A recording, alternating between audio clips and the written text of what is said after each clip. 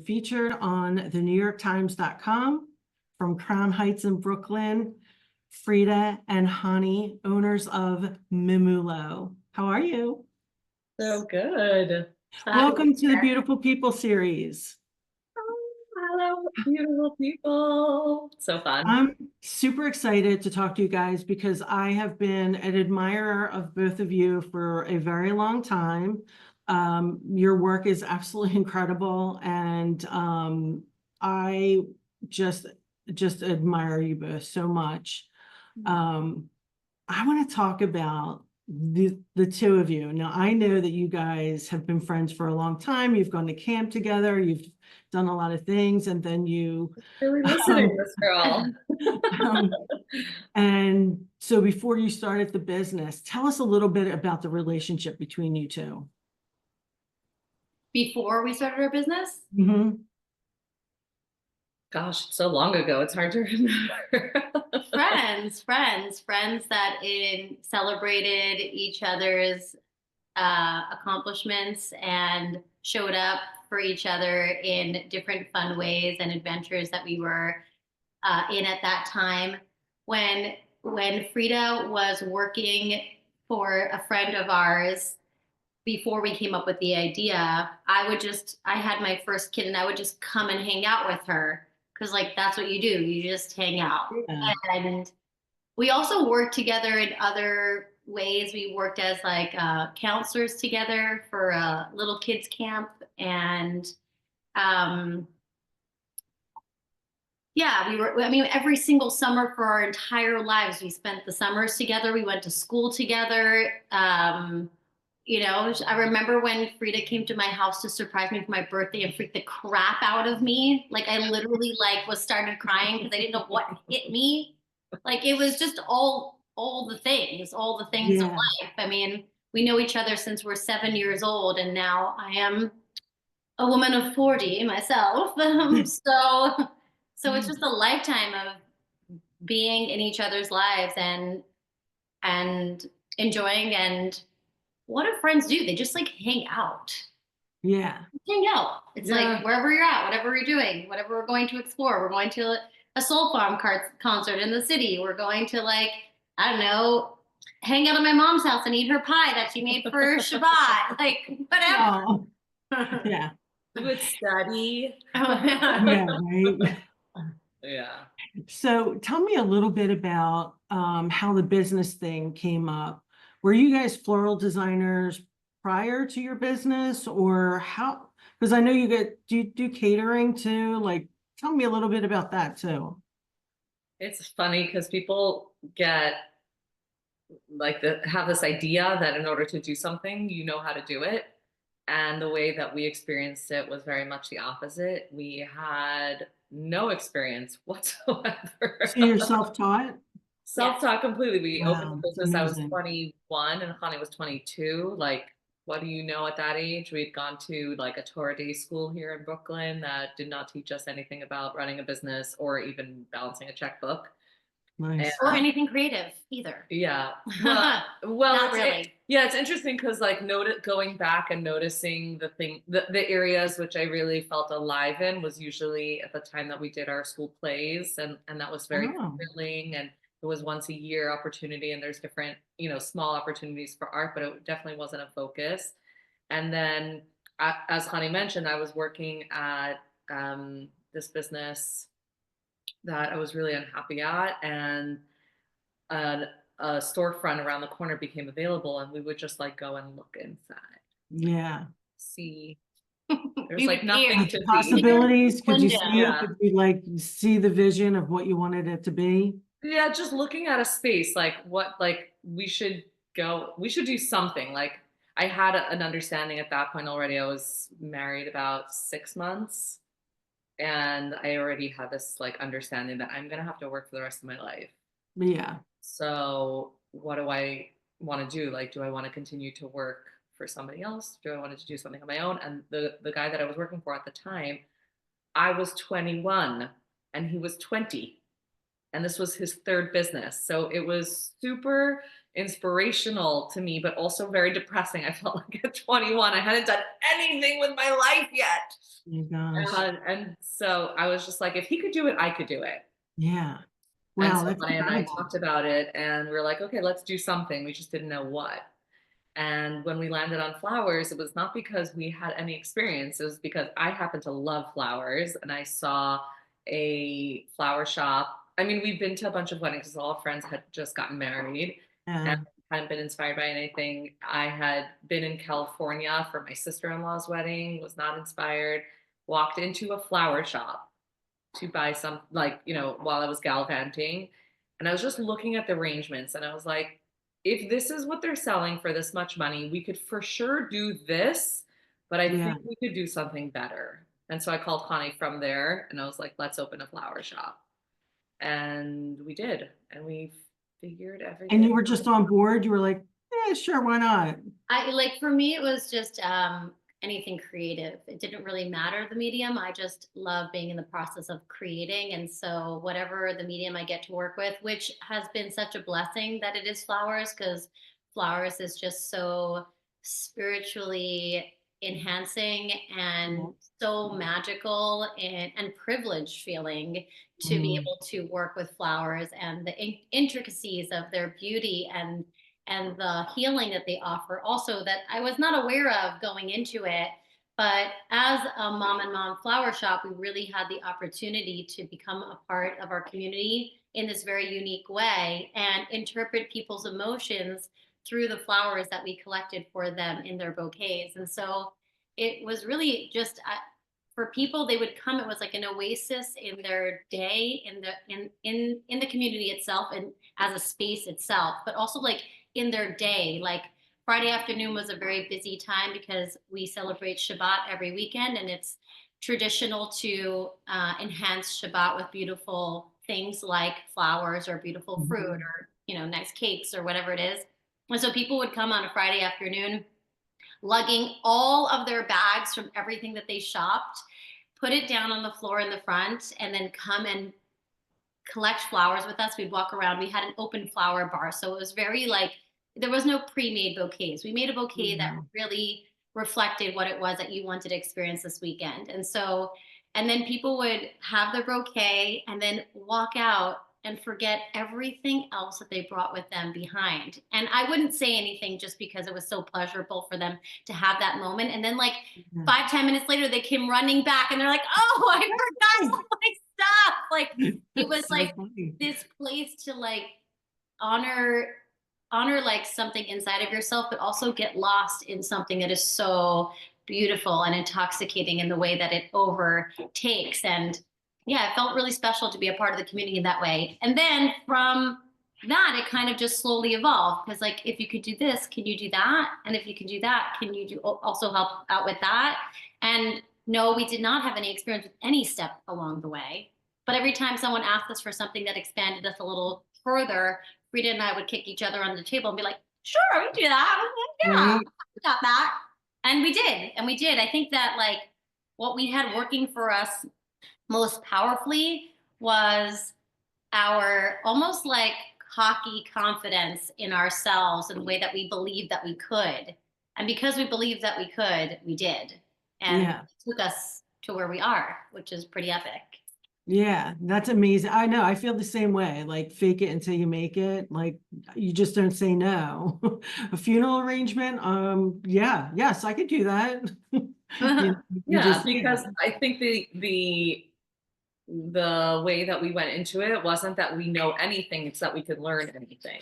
Yeah. That's really the perspective that we've been able to ride on. It's like we don't necessarily know any of this, but we're willing to learn and we'll find ways that we can learn.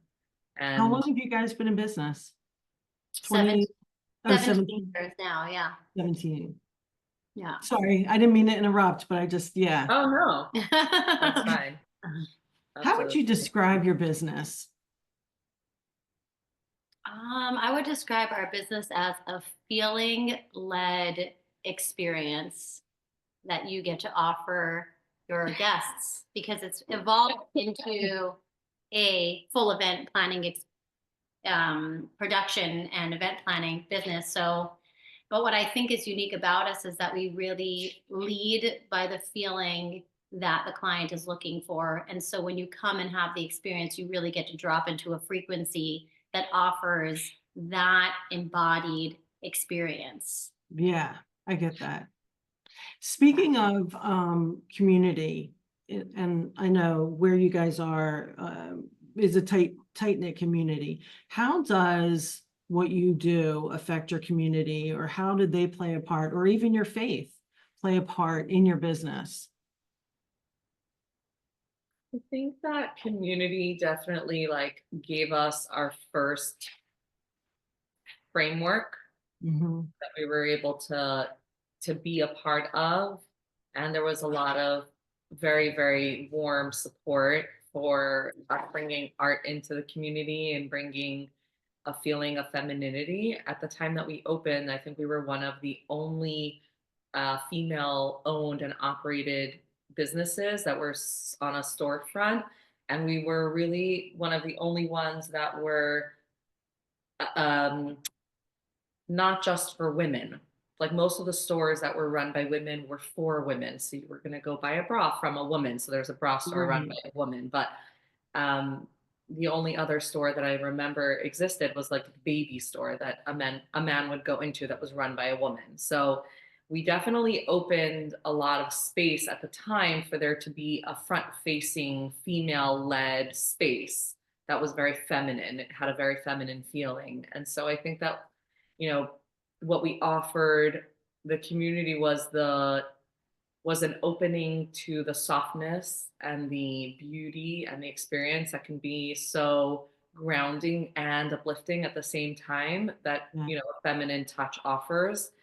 And we really got to receive from them like support for that, which was really important for us at the time. Over the years, our community has expanded. So it expanded that people came from all parts of Brooklyn, and then people were coming from New Jersey and from Long Island, and like things you know Keep spread expanding. out and keep expanding. And this is not, you know, our physical location is not the core base of our what would you call it, like our customer base anymore. It's not just Mhm. here. So we get to really experience having community that's from a very vast array of places. Like we have clients that are based in California that will come in and do an event here, and then we get to do an event with them. So Yeah, that's it's amazing. like we also started before there was any kind of social media available for businesses. So there was just Google. There wasn't any Facebook or Instagram. Forget about TikTok, you know, like it was at a Yeah, time where there was very little way to broadcast what you were doing to the rest of the world. And so as social media has expanded, our reach has also expanded in those ways as well. So our community feels like it's not just physical, it's also like yeah. all over. I'm sure it was so scary to start out. Like, were you so nervous? Like, are we going to make it? Are we going to do this? Like, did you guys have any like regrets? Like, oh, we should Well, have. it's interesting because I think that the answer to that kind of connects with your question previously about faith. I think there's a part of me, and I don't, Chani will speak for herself, but there's a part of me that believe that God has a plan for me, and that even if it doesn't work out, it's for the best. And we grew up on this quote from Rabbi Akiva, like, this too is for the best. This too is for the best. And even if it doesn't have the outside personification of a good thing, it still is for my best. I'm still here to learn something from it. I'm still here to receive something from it. And it is for me because it's being presented to me. And so, with that perspective, everything is good. And so, it was stressful to take loans. That's how we started. We took personal loans from friends and family. Like the monetary part of it was like, how are we gonna, you know, make sure that every dollar is completely utilized properly and and return it? Like that weight of returning that money to my friends and family was sitting heavy on me, but I wasn't Yeah. afraid. I was never afraid. It was Mm. just like a feeling that a part of this experience is this feeling of the angst, like the anxiety that I'm feeling is part of how we're going to figure it out. And so it's not a bad thing. It's a good thing. It's here to help me be motivated and push me in whatever direction I can go in. And in addition, it's like being able to be with flowers every day, which to me is like truly God's art. It really, really is. It's like the most beautiful expression of how God desires there to be beauty in the world. And how do we know that God desires beauty to be in the world? Because we have flowers. I Because love that. the Yeah. trees that provide us with food are beautiful. We don't just have a plant that gives us a tree and it's ugly, it's gorgeous. And so, especially when it comes to flowers that are not, quote unquote, for like a purpose, they're not purposeful, but they grow for the sake of beauty. It's the most empowering feeling that it's important. And when people would ask us, why cut flowers, why don't you sell plants, why don't you use silk flowers, what's so good about fresh flowers, and they die and it's depressing, and everyone has their like perspectives on whether fresh flowers are good or not. But it always was this like deep clarity that God created these flowers so that we should appreciate them. And because we live in the city and because we're not surrounded by them every day, I want to bring them into my shop, and I want you to bring them into your home. You get to enjoy them and to sit there with a ranunculus and watching each petal unfurl and see how they open, the anemones open and close. And you learn so much from a tulip going up and down and this way and that way. We're meant to have it. It's not meant to be out on the street only. It's meant to also be here. And so there's like that combination of like the trust and the faith that it's meant to be. Yeah, that's beautiful. I love I it. think that faith also offered an infrastructure for a flow of opportunities to be in selling flowers because of the way that we live our lives and celebrate our lives. It is surrounded by opportunities to keep buying flowers, to make your home look beautiful, to set a gorgeous table. And with every weekend being Shabbat and so many holidays that are already so beautifully embedded in the way that we live our lives, we were in business when we opened. Right. It's just, it was kind of inevitable that if you're going to open up a flower shop in a community of Jewish people that live and abide by this way of life, they are going to celebrate with flowers. It's just part of the way that we celebrate. And so to start off, like off the bat, we started off before like one of the main Jewish holidays, which was the holiday of Shavuot, when we received the tablets from Moses on Mount Sinai. And the story goes that Mount Sinai was desolate until it was chosen to be the one where the Torah was given, and it bloomed many, many flowers. And so it is the flower holiday, even though we have flowers for all holidays, but that one's like the flower holiday in the Jewish calendar. And so we opened up with that holiday, and then a week later was Mother's Day, or vice versa, I don't remember. And it was just like, we like jump started into the community in this big bang kind of way. And then people were excited about being a part of, having this opportunity to see flowers they haven't seen before. Like the community had one or two flower shops that were like pretty basic. Yeah. The ones that you'll find like on 1-800-Flowers that like there's 4 different kinds, and like that's what you're gonna see. And yeah, we got to introduce so much of God's beauty to the people who are God-fearing and God-loving. Like it was just like, this is another aspect of what it means to be, to be a part of this religion and to be a part of what it is that everything, it's all about noticing the godliness in everything, and being able to offer that to the community in this creative, stunning way was so special for us. And it was received in that way. Like, wow, we never knew. This is so cool. Oh my gosh. And people would come and just marvel and like get lost in like the anemone and like its little purple button, and it's so soft, it looks like velvet, and like there's little teeny tiny little like fuzzy things on it, like, oh my goodness. And fritillaria that like have like checkered looking, like people wanted to know if like the parrot tulips that were frilled on the edges, if we specifically cut Oh them. my Yeah, it's gosh. like literally, it's like, no, this is actually exactly the way it's created. Like we Yeah. just need to have them here and offer them to you. But yeah, I feel like we've expanded the minds and hearts in our community, and then it, you know, obviously it overflowed into everywhere else in the world. But it was a unique space, a trailblazing space to step away from just like the basic regular corner street flowers to something that was boutique and Mhm. really beautifully spoken in flowers. Like every message that you wanted to give was just so poetically understood. And the person on the receiving end of that felt like, wow, like I am so cherished. I am so seen in this. I feel so. And also the reputation was it wasn't the regular budget flowers either. You're coming to spend the money on something because it means something to you also. And Yeah. so that too, the gesture becomes something unique when you put the effort and the money and the investment into it as well. So it translated as such.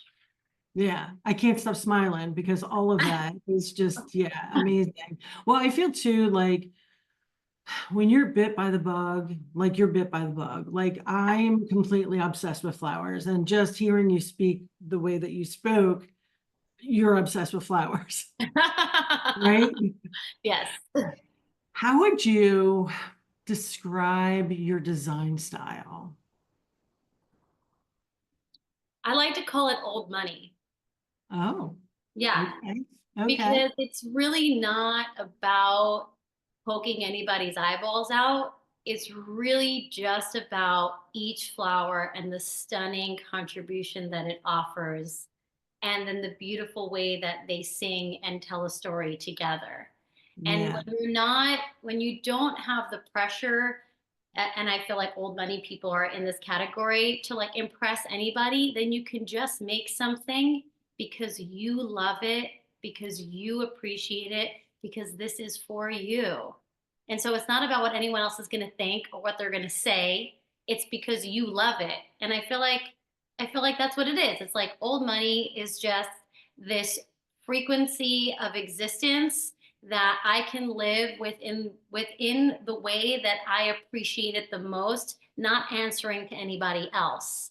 And so I would say that aesthetically, it ends up looking like something that's very romantic and soft. I mean, we are two feminine women and we offer that Yeah. into it, but it's the refinement of it is just that. It's like it's so refined, it's so beautiful. Like it's not overtaking. We're not competing with anything. We're just it's presented to you in a way where you can like really enjoy and like seep into what it's offering you. And it's just inviting and beautiful. I mean, you'd have to come to our workshops where we teach you the art of what it is to be able to create like we do. But there's so much intention that goes into the placement that creates the feeling that you end up experiencing through the flowers. It's not Mm. just like, it's not a random act. It really is an infusion of the the event itself. So like who's getting married, and let's Mhm. bring their energy here into the space. You know, like while we're doing it. Yeah. So when people say that like it stands out, it does because it's intentional. I don't just have a conveyor belt of a bunch of people who have no feeling towards this, shoving things into foam. That's not the way Right. we roll. It's artists that are all here because they love to be here, because they're obsessed with flowers, because they want to offer this to you to have this beautiful experience with it. So yeah, I like the old money thing. I think it's just talking honestly into what it is, Yeah. you know? Yeah. Yeah, for sure. I totally get that. Um, I mean, you guys have been in business such a long time. What advice would you give someone who wants to start out in floral design or wants to open up a flower shop? Is there anything that you did that you would said, oh gosh, we should have never done that, or wow, I'm really glad we did that. Like, Hmm. what advice? I would say start lean. Like I think one of the things that I think back to is like we spent a lot of money on purchasing random things that we didn't need. And you really don't need a lot to get started. You just need to keep trying, like Mhm. try new things, try new ways. You know, there's so much information online at this point. There's so many YouTube tutorials that you can watch. Like, you need some flowers or not, you can go and pick something from the trees outside and start to play. But that's really the most important part. Like all the knickknacks and the hobnobs and the tchotchkes and the whatever, like doesn't, that's not important. It's not Mhm. important. Just have some kind of like structure, vessel, whatever it is, and play. That's like the most important thing to get started. I think that we played a lot in the beginning, especially, and we didn't use half the things that we bought. So you Yeah. just don't need it. I think Mhm. also we live in a world now where we have access to such a wealth of information, specifically through individuals who have been on this journey and have such a wealth of information to offer, that reach out. Like if there is a florist that you idolize or that you love, I think that we create this false reality where they're off limits and we won't be able to access them. I don't think that that's true. I think that people are so happy to offer information if they can and support others in this journey. And I'm speaking for myself because I know that there are many that reach out to us, and I'm just so excited for you to be on this journey. And then we do have different ways that we can offer to be of deeper service, but even just on a surface level to encourage others to know that this is possible and it's real, and that you could take your talent and create it into something that is lucrative for your life, and that you can still enjoy it and not burn yourself out. But I would like, I know that when we started, we didn't have anybody to talk to.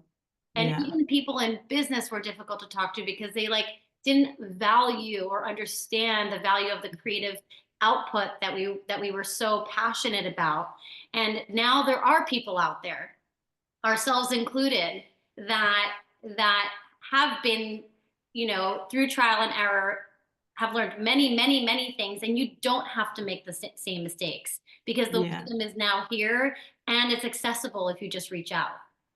Yeah. That's great advice. Is there anyone that you admire? Many. Many.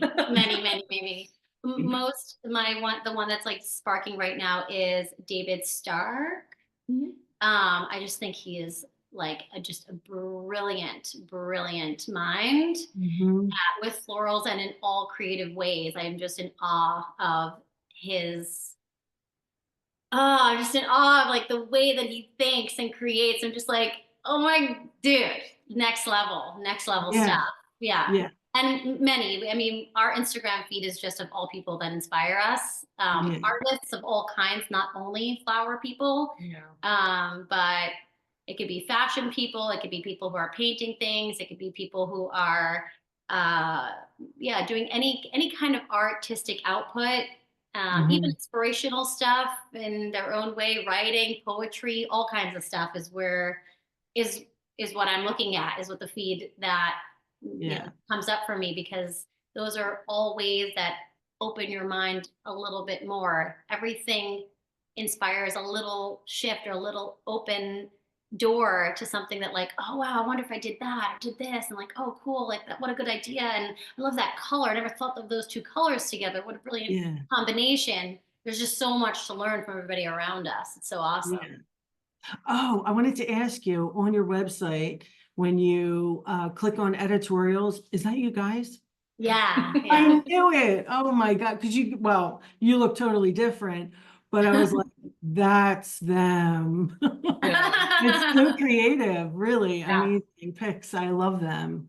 It's one of the ethos that we've definitely developed and tried to hold on to in different ways, of like stay inspired and like put out Yeah. your inspiration in different ways. And so there's been different iterations of what that looks like, but being able to create the art that we want to see in the world is something that is like, so it's like a ROI that just keeps going, because it brings us, we expend so much energetic creativity, and then we'll receive so much creativity, and then it just keeps, you know, flowing. We get to work with other artists. It's like a really fun opportunity. But in so many ways, like Connie was saying, there's so many ways to be inspired, and there's also other ways that you can inspire yourself by tapping into other arts. Like I know in the past few years I've been like giving myself more space to explore other creative elements and not just focus on flowers, not just,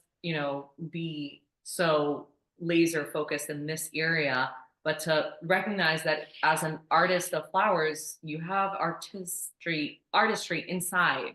And so let it play, bring it out in other ways. And like learning other skills has been an ability like that brings us back to the flowers. And one of my inspirations in that arena is Sue McCleary, who is online as Passion Flower Sue.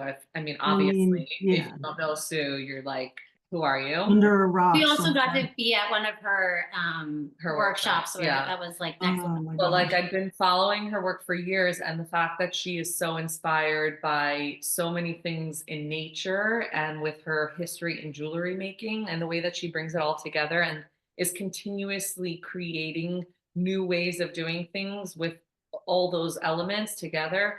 It's like watching like an evolution come to life. Like she's taking these different parts of her interest, like her gardening interest and her scientific interest, and you can see that in all of her work, that she's like so curious. She brings her curiosity to the table, and all these fascinating things come out, and she grows these things. And in order to make that, like, could you I know. Sometimes I'm like, how did she do that? What?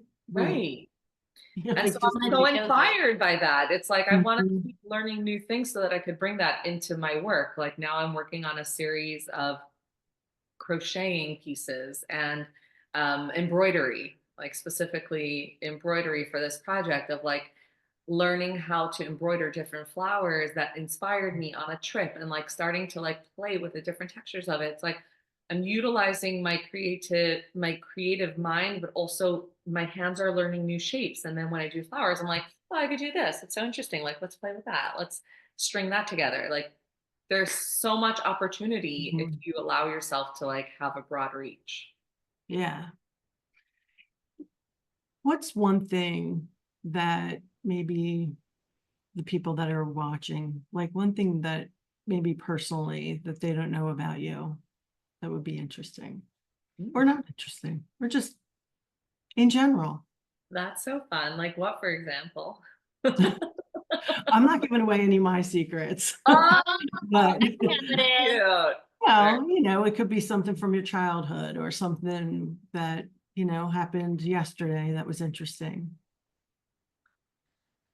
I don't necessarily have like a yesterday thing, but I think what I find interesting about my personal self, and we've discussed this in different iterations, is that I only discovered that I was an artist a few years into our like business.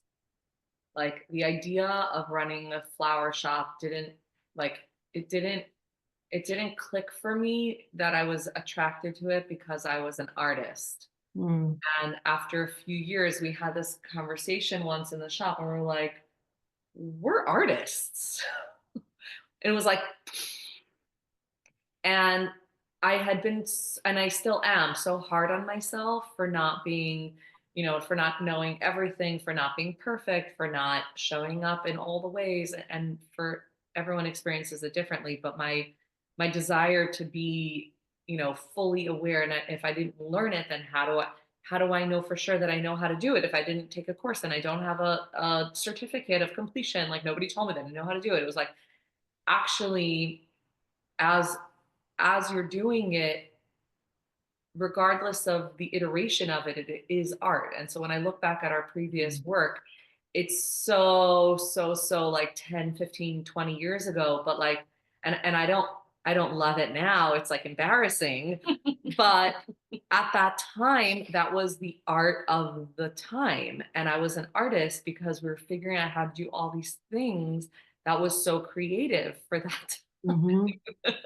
We Well, literally, I mean, it's like trends, and I feel like our industry is always evolving. It's so evolving and so quickly in a way. It's like, in a way, I'm almost bored of what we do so well because I want to like move on to the next thing. And that's a part of Yeah. the drive. And that's how we got here because we were bored of the last thing. So there's a part of me that's like, oh, good, I'm bored. Okay, let's see what's gonna happen next. You know, it's so Mhm. exciting to lean into that. Like, oh, you're not thrilled by this. Well, what do you like? And we've really held by that like mantra of we make the art that we love, and Yeah. that's what we post on our website. That's what we post on our Instagram account. It doesn't mean that we don't do other things. We do tons of stuff, but this is what we love. We're showing you what we really enjoy and appreciate. And don't go too far back on our Instagram Right. account. Do you guys have any exciting projects coming up in 2025 Oh, in that you 2020. can share with us? I think Workshops and what's been cool for us of recent is that we've been hired out to do set design for music videos. oh my Like gosh.